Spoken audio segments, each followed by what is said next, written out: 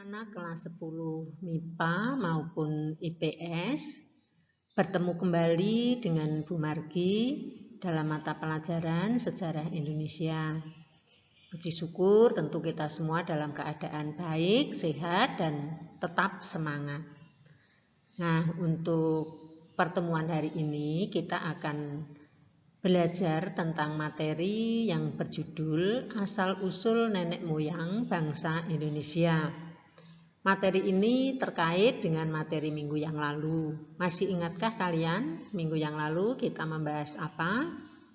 Ya, tentang kehidupan manusia purba pada masa pra-aksara. Tentu masih ada beberapa poin penting yang kalian ingat. Semisal, untuk menggambarkan kehidupan manusia yang belum mengenal tulisan, digunakan istilah apa? Pra-aksara ataukah prasejarah? Ya, digunakan istilah pra-aksara untuk menggambarkan kehidupan manusia sebelum mengenal tulisan. Kemudian yang lain, misalnya tentang jenis-jenis manusia purba yang ditemukan di Indonesia. Ada berapa? Ya, ada 3, yaitu jenis Meganthropus, kemudian Pithecanthropus, dan Homo sapiens. Kita bersyukur bahwa di negara kita, khususnya di Jawa Tengah, ada museum terbesar yang menjadi pusat penelitian kehidupan masyarakat pra-aksara karena begitu banyak penemuan berupa fosil maupun artefak dari masa purba. Didirikan museum apa? Yaitu Museum Sangiran sebagai museum purbakala. Nah, itulah minggu yang lalu dan kita akan masuk pada materi ini. Tujuan pembelajaran kita pada hari ini adalah diharapkan kalian dapat menjelaskan asal-usul bangsa Indonesia menurut beberapa ahli. Kemudian yang kedua, mengidentifikasi hasil-hasil kebudayaan bangsa Proto dan Deutero Melayu. Yang ketiga, mengidentifikasi ras Melanesoid, Negrito, dan Wedit. Oke, kita langsung masuk pada materi yaitu asal-usul nenek moyang bangsa Indonesia. Nah, anak-anak kita tahu kan, banyaknya suku bangsa di Indonesia jelas memunculkan keragaman bahasa daerah dan kebudayaan yang berlaku dalam praktek kehidupan sehari-hari. Bayangkan, di negara kita itu ada lebih dari 500 suku bangsa. Sungguh ini merupakan kekayaan bangsa yang tidak dimiliki oleh negara lain. Apabila kekayaan ini tidak dikelola dengan baik, dengan terampil dalam mengelola, maka bisa menjadi masalah yang besar. Tentu hal ini berkaitan pula dengan asal-usul kedatangan suku-suku bangsa ke Indonesia. Oleh karena itu, penting bagi kita untuk mengetahui bagaimana proses dan dinamika nenek moyang bangsa Indonesia itu sehingga terbentuk keragaman budaya. Nah, supaya apa? Supaya dengan mengetahui hal itu, maka akan muncul sikap saling menghargai dan menghormati setiap perbedaan yang ada.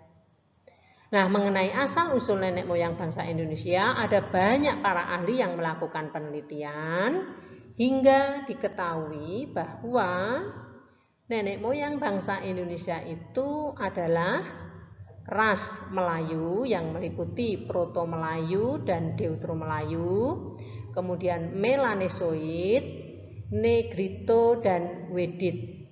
Nah, ini satu-satu akan kita bahas dalam pembahasan berikut. Baik, kita masuk ke bagian A, yaitu bangsa Proto Melayu. Bangsa ini berasal dari Yunan, dekat lembah Sungai Yangtze di Cina bagian selatan. Bermigrasi ke Indochina dan ke Siam, kemudian ke Kepulauan Indonesia, diperkirakan sekitar tahun 1500 sebelum Masehi. Memasuki wilayah Indonesia melalui dua jalur, yaitu jalur barat dan jalur timur. Jalur barat dari Yunan menuju Thailand, Semenanjung Malaya, Sumatera, Kalimantan, Jawa, Bali, dan Flores di Nusa Tenggara Timur. Mereka membawa kebudayaan Neolitikum berupa beliung persegi atau kapak persegi. Kemudian jalur timur dari Yunan menuju kawasan Indochina, Siam, dan ke Kepulauan Indonesia, menyebar ke Sulawesi dan Papua. Membawa kebudayaan Neolitikum berupa kapak lonjong. Jadi ingat, kebudayaan bangsa Proto-Melayu adalah Neolitikum. Maksudnya alat-alat mereka terbuat dari batu yang sudah diupam ataupun diasah secara halus. Nah, ini ada perbedaan. Yang di Indonesia bagian barat itu ditemukan alat-alat yang disebut beliung persegi atau kapak persegi. Sementara yang timur ditemukan alat-alat dari batu juga yang disebut kapak lonjong. Nah, itu perbedaannya, tetapi kualitas alat-alat mereka sama, yaitu disebut alat-alat yang dikeluarkan pada zaman Neolitikum. Kemudian ciri-ciri fisik dari bangsa Proto-Melayu adalah berambut lurus, kulit kuning kecoklat-coklatan, dan bermata sipit. Keturunan bangsa Proto-Melayu adalah suku Nias, suku Batak, suku Dayak, suku Sasak, dan suku Toraja. Berikut bangsa Deutero-Melayu. Berasal dari Dongson, Vietnam atau Indochina, dan dikenal sebagai pelaut-pelaut yang handal. Diperkirakan memasuki Indonesia sekitar tahun 500 sebelum Masehi melalui jalur barat, yaitu daerah Semenanjung Melayu, terus ke Sumatera dan seluruh Nusantara, membawa kebudayaan perunggu, sehingga Indonesia memasuki masa perundagian.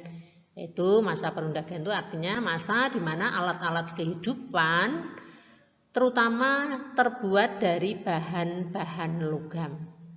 Nah, peradaban mereka yaitu peradaban bangsa Deutero-Melayu lebih tinggi dibandingkan kebudayaan Proto-Melayu. Kenapa? Karena mereka telah memiliki keahlian membuat alat-alat dari logam dengan sempurna. Mereka juga memiliki kemampuan dalam bidang pertanian dengan membuat irigasi. Kemudian mereka juga telah memiliki peradaban pelayaran yang tinggi dan juga telah menguasai ilmu perbintangan. Nah, inilah kenapa sehingga kebudayaan mereka dikatakan lebih tinggi dibandingkan dengan kebudayaan Proto-Melayu.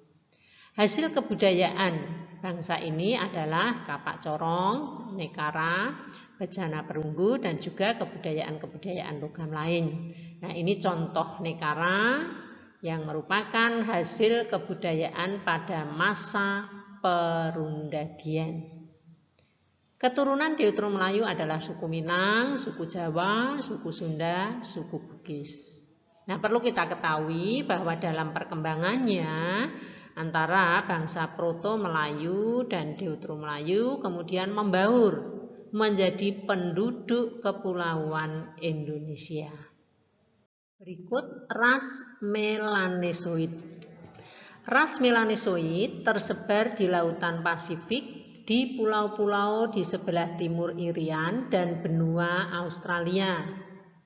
Di kepulauan Indonesia, mereka tinggal di Papua Barat, Ambon, Maluku Utara, dan Nusa Tenggara Timur. Asal mula ras Melanesoid adalah Proto-Melanesoid. yaitu manusia wajak yang tersebar ke timur dan menduduki Papua sebelum zaman es berakhir dan sebelum kenaikan permukaan laut yang terjadi pada waktu itu. Melanesoid akhirnya terdesak oleh bangsa Proto dan Deutero Melayu. Bahkan ada yang membaur dengan mereka. Kemudian menurunkan Melanesoid Melayu dan saat ini menjadi penduduk Nusa Tenggara dan Maluku. Yang terakhir, ras Negrito dan Wedit. Negrito dan Wedit sudah ada di Kepulauan Indonesia sebelum bangsa Proto dan Deutero Melayu masuk ke Indonesia. Sebutan Negro diberikan oleh orang-orang Spanyol karena mereka berkulit hitam, mirip dengan jenis Negro. Kelompok Wedit adalah orang-orang berkepala mesokimpal, letak mata dalam sehingga terlihat seperti berang, berkulit coklat tua, tinggi rata-rata 155 cm, itu untuk yang laki-laki. Wedit berarti jenis Weda, yaitu bangsa di Pulau Ceylon atau Sri Lanka. Di Nusantara, persebaran orang Wedit cukup luas, yaitu di Palembang, Jambi, Siak, dan Sulawesi. Nah, inilah yang menjadi nenek moyang bangsa Indonesia, yaitu bangsa Proto Melayu, Deutero Melayu, Melanesoid, Negrito, dan Wedit. Anak-anak, Bu Margi mengakhiri penjelasan materi untuk hari ini. Nah, untuk mendalami lebih lanjut ada tugas buat kalian, yaitu bacalah materi dari buku paket halaman 34 sampai 44 atau ringkasan materi di LKS halaman 19 sampai 24 tentang asal-usul dan persebaran nenek moyang bangsa Indonesia, yaitu di bagian C. Kemudian kerjakan soal nomor 1 sampai nomor 5 dari LKS halaman 24 sampai 25. Nah, cukup sederhana tugasnya. Bu Margi berharap kalian bisa mengerjakan dengan baik, dengan tanggung jawab. Kemudian untuk agenda kita minggu depan, yaitu Rabu 26 Agustus, kita akan udakan ulangan harian atau penilaian harian. Nah, materinya dari mana? Yaitu dari semua materi yang sudah kita pelajari dari pertemuan 1, kemudian pertemuan kedua. Nah, pertemuan ketiga kita kan pernah adakan latihan soal. Nah, silahkan diingat-ingat lagi untuk soal pilihan ganda pada waktu itu. Kemudian ditambah dengan materi minggu yang lalu dan hari ini. Silahkan dipersiapkan dengan baik. Untuk ulangan harian nanti bentuk soalnya adalah pilihan ganda. Siapkan dengan baik. Bu Margi percaya kalian tetap semangat dan selalu menjaga kesehatan. Sekian, terima kasih. Tuhan memberkati kita semua.